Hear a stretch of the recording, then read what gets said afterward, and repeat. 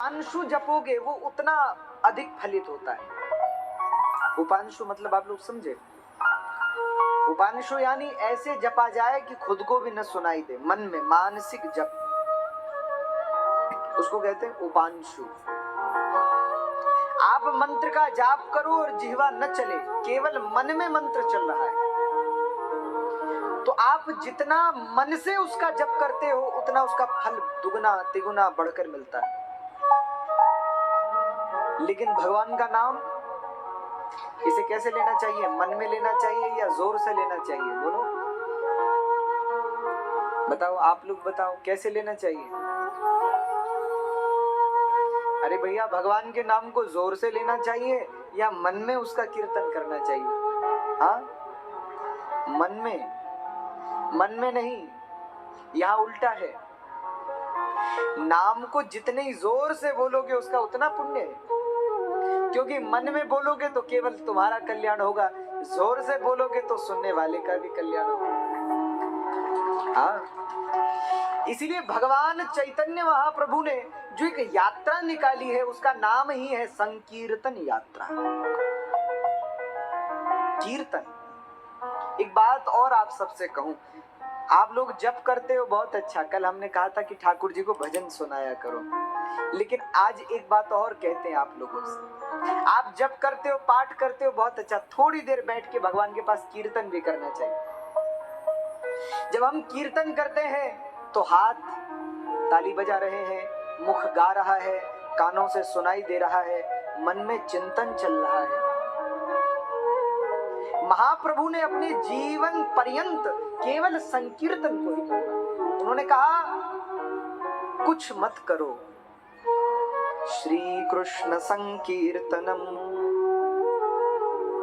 चेतो दर्पण मार्जनम भव महादावाग्नि निर्वापणम श्रेय कैरव चंद्रिका वितरणम विद्यावधू जीवनम आनंदाम्बुधिवर्धनम प्रतिपदम पूर्णामृतास्वादनम सर्वात्मस्नपनम परम विजयते श्री कृष्ण संकीर्तनम।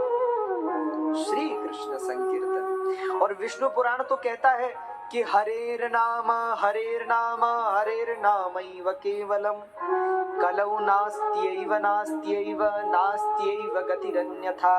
इस कलिकाल में एक ही साधन है परम कल्याण का, क्या? बोले भगवान का नाम, उसका कीर्तन, उसका संकीर्तन। और फिर मंत्र के पीछे तो विधा भी होती है ना, कि ऐसे बैठकर करना चाहिए, ऐसी माला से करना चाहिए, यहाँ करो, पवित्रता से करो, स्वच्छता से करो। कई मंत्रों से पहले न्यास भी होते हैं, कुछ विधियां भी होती हैं, तो बहुत नियम लगता है मंत्र के पीछे। लेकिन भगवान के नाम के पीछे तो कोई नियम भी नहीं, चलते फिरते उठते बैठते सोते गाते नाचते, जब समय लगे सो गाते हुए भगवान के नाम का कीर्तन करो।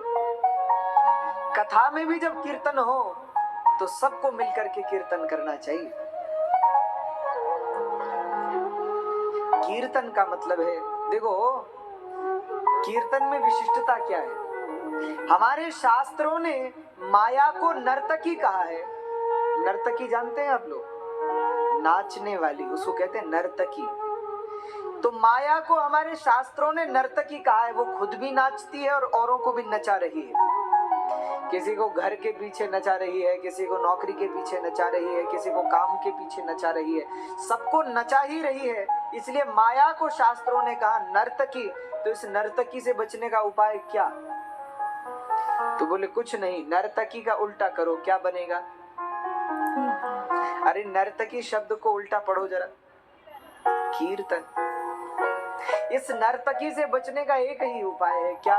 बोले भगवान के नाम का कीर्तन, श्री कृष्ण संकीर्तन। नाम में बड़ा बल है, नामी से भी अधिक बल नाम में शास्त्र ने कहा है। हमारे रघुनाथ जी से भी ज्यादा बल रघुनाथ जी के नाम में है।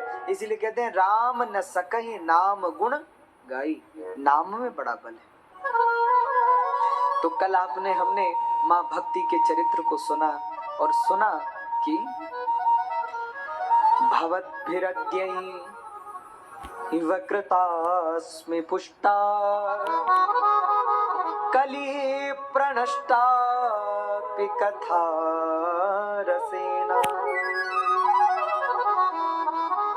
भवद्भिरद्यैव कृता